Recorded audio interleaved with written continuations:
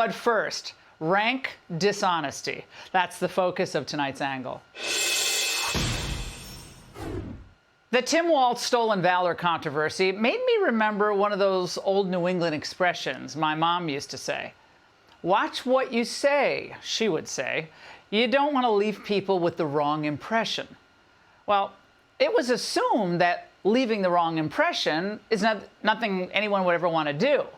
But in the Minnesota governor's case, it appears that leaving the wrong impression was actually Walz's intention, because the wrong impression, words highlighted and omitted, made him stand out politically. First is how he hyped up his upcoming deployment to Iraq, only to retire before he got his official deployment orders. When he announced he was running for Congress, he made a big deal of the deployment, saying as Command Sergeant Major, I have a responsibility not only to ready my battalion for Iraq, but also called to serve if called upon. And then this.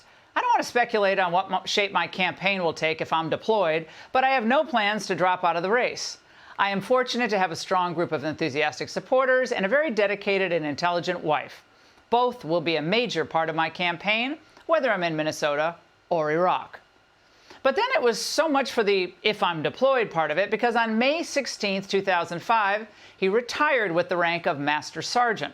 2 months later, his former battalion gets their official deployment orders, and the following March, they're shipped off to Iraq. Now, even though he had the right, of course, to retire after 20 years, that obviously left a very bad taste in the mouths of some of his fellow guardsmen, including Thomas Behrens, who took Walz's place.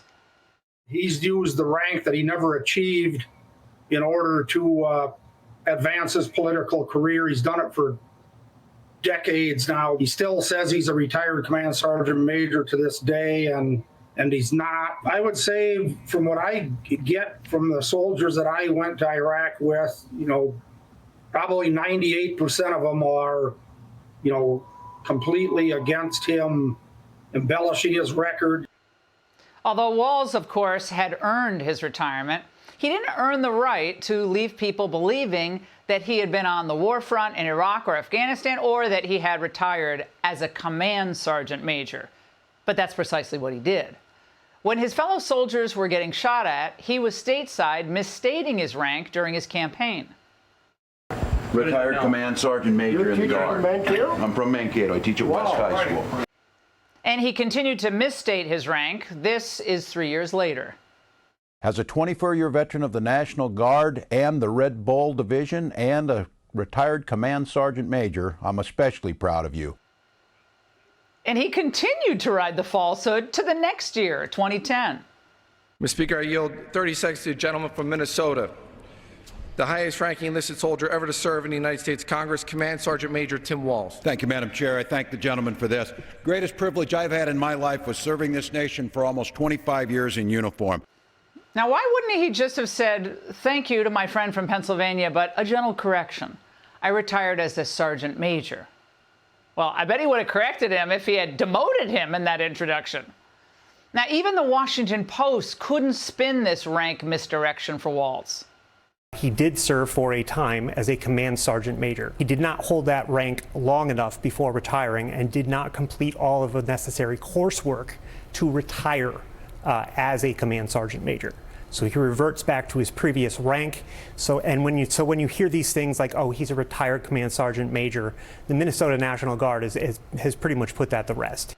Yeah, they said he retired not as a Command Sergeant Major. But the misrepresentation carried through to another easily verified fact, where he actually served, which was in Italy, not Afghanistan.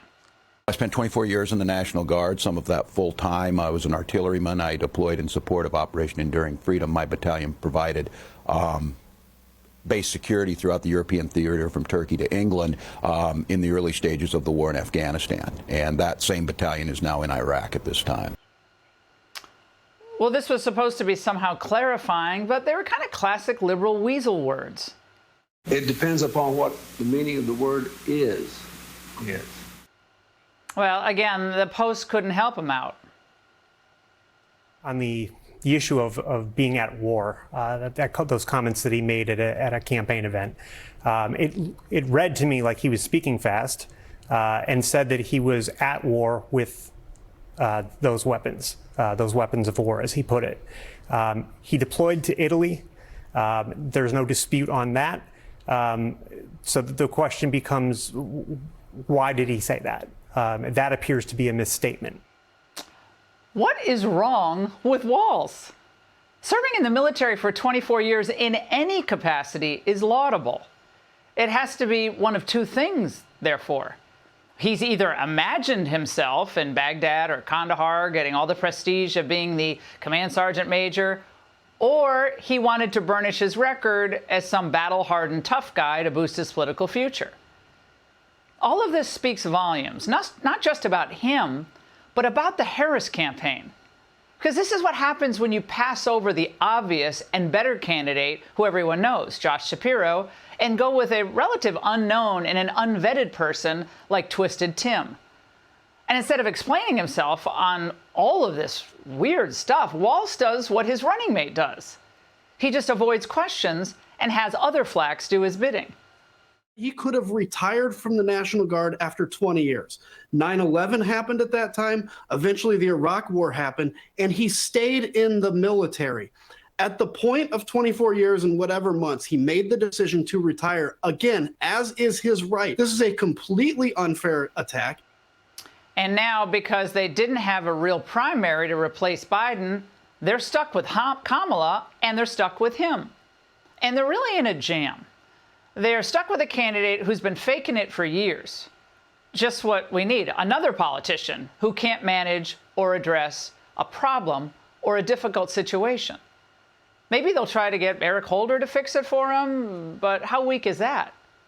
This entire ticket is a con job. America is supposed to rally for a guy because he's from rural America and served in the Guard? The man even felt the need to give the false impression about his coaching position, we learned. To his former high school football players, he was coach. Coach. Well, the truth, he was the assistant coach. The country knows Donald Trump, and the press will certainly do everything it can to vet J.D. Vance. But the Democrats are asking the country, the entire nation, to put its faith in two people who have never been vetted and who have no intention of answering any real questions until after the election. By his own words, his own admissions, Tim Walz misled the voters into thinking he was in combat and retired at the highest rank of commissioned officers. That's a strange level of deception for a supposedly folksy, sweet guy from the country.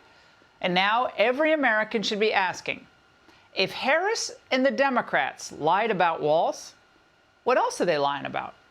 Hey, Sean Hannity here. Hey, click here to subscribe to Fox News YouTube page and catch our hottest interviews and most compelling analysis. You will not get it anywhere else.